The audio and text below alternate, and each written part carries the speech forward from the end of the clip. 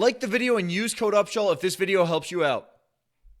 Yo, what is up, you guys? Welcome to the video. I normally don't make videos about this, and I gotta say, I have tremendous respect for Ninja as a content creator, but he's incredibly popular, and I was watching my boy Nick Merckx, Captain Controller, Captain Haircut, and I heard Ninja actually saying something that I thought was really untrue, and it's kind of misinformation for you controller players, and it might actually hurt your gameplay. We've talked about this a lot on stream, but I wanted to go over it again because Ninja's saying it, and I don't want you guys to get the wrong idea. L2 not working like you used to. Homie, I'm using the old L2. Old What? There isn't. It's Are you removed. Nick, are you it is sure? removed. No, it is I'm not using in the game. the same No, settings. No, you are not. The The same settings. The advanced aiming settings, yes, you're using the OG aiming settings that don't have as many options. The aim is not... It's updated, dude. You can't go back to the L2 Homie, spam. it feels the same. That's all I'm saying. I've watched you try to L2 spam and it doesn't work, and then you start L2 Ninja's so and you're heated, literally dude. Aiming and you're zooming in on it. I don't know, you're high, Yo, the first game, you're telling me that the new one is... Okay, you guys get the idea, right? Obviously, there's about to be a full tilt conversation here. But Ninja on this is incredibly wrong, even though in the patch notes, it says that he should be right. Oh, in the actual notes, Epic themselves say, we've implemented a new aim system that calculates targets in screen space, which allows a more consistent feel regardless of the target's range. This new system applies different aim assist strengths based on the target's distance from the reticle. Blah, blah, blah, blah, blah. This will help in situations where new targets can steal aim assist away. We've also removed the ability to use target snapping. Now, this is the interesting thing, and this is what Nick Merckx is contesting. Nick Merckx is saying that he can still do this, and I agree with Nick Merckx, and I think you should take advantage of this. Now, this version of the aim assist does have good tracking, but there's a caveat here. If I track onto this player, right, you can see the slowdown. It's not a player, it's a bot, but you can see as I get on target, there's a hitch, right? So if I go like a little bit lighter on my joystick, huge slowdown as I get on the target, right? Zoom, zoom, zoom. And this allows you to get on target and then kind of stay on target as you're shooting the player. But you can fix that no rotation aim assist just by going down here and turning it on legacy controls. This will turn back on your settings. Just drop kicked my mic. This will turn back on your settings over here and allow you to completely revert the update, which is exactly what Nick Merckx is talking about. Now, if you go to aim at a player and you're close to the player and you tap L2, you're now going to be rotating back onto target. This applies to shotguns as well. And it almost feels like it affects shotguns even more. And that's huge. Because if I'm over here with an AR, yeah, I'm getting some tug. But my shotgun, I could be pretty much completely off target, right? So if I shoot, you know, if I shoot over here, I'm hitting for 23. If I tap L2, I'm hitting for 70, right? So that adds a huge bonus to your shotguns.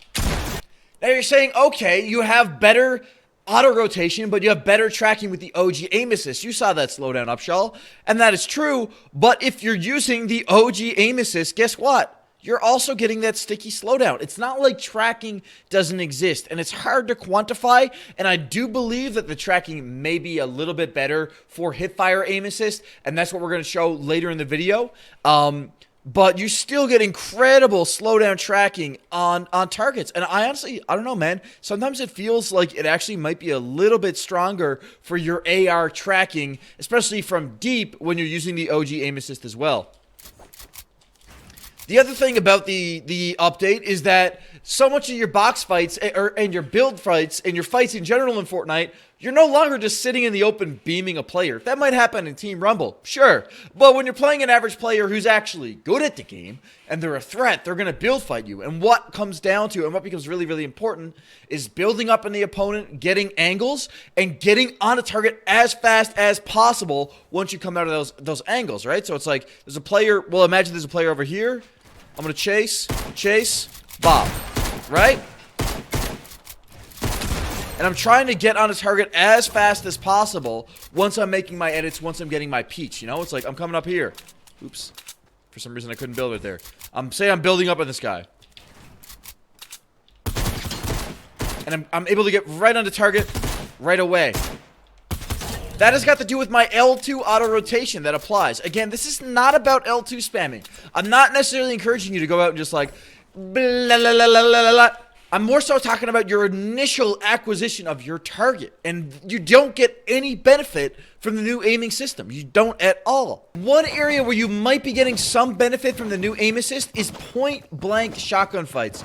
Your close quarters tracking is really, really strong. It basically, if you provide any input on the joystick, it basically does a lot of the hipfire tracking for you. This is not auto-rotating. This is just me following my target and doing what I think is a decent job of following the player that's like jumping and moving, just to kind of simulate what it would be like to be in a box with another player. The problem with adjusting your entire gameplay for this style is that it's a really high risk and kind of a low skill game style. Really what you want to be doing, you know, is setting up boxes and getting peaks and trying to make a build play that way, right? But right there, if I'm on my old settings, I'm going to be auto-rotating on a target. Instead, when I make a peak, I'm going to want to be taking a second to reacquire the target before I actually take my shot. You know what I'm saying? You want to like wait for a second and make sure your hipfire is on the target, because again, you've just made an edit. You're all over the screen right now, and you're trying to reacquire your target. If you're on the old school aim settings, basically you're going to be able to make that edit, and as long as your reticle is somewhat close, it's going to auto-rotate and your shotgun is going to hit your shot. Again, I'm just trying to help you guys out. At the end of the day, I would recommend using whatever settings feel comfortable to you. Like I said, there is a tracking benefit. If you're a Rumble player, if you are just in a lower elo division, and you end up fighting a lot of people who don't build, you're gonna enjoy the tracking aim assist better. But if you're playing better players, you're playing a lot of zone wars, it's all about the peaks, you're gonna probably enjoy the old school settings more. Myself, Ghost Aiden, Nick Merckx, Please Build, a lot of really, really great, you know, like I'll say professional quality controller players have reverted back to legacy settings, and it's for that reason. Fortnite is about the box fight, it's about the build fight, and when you need to reacquire your target in those fights, you're going to be much, much better off on the legacy setting.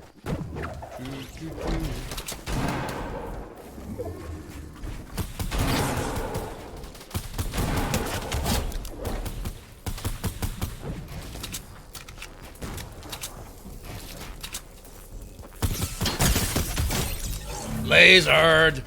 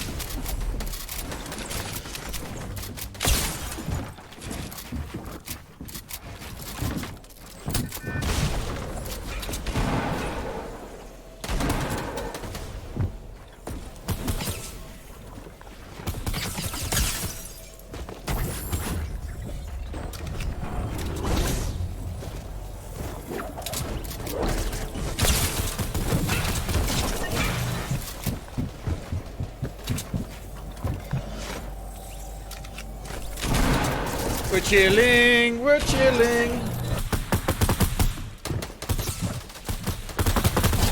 My kill. Nah, my kill.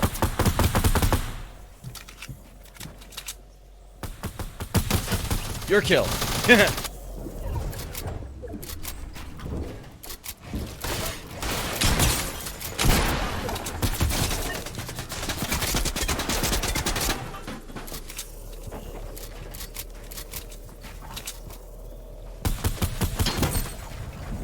Oh shit, I'm actually in trouble.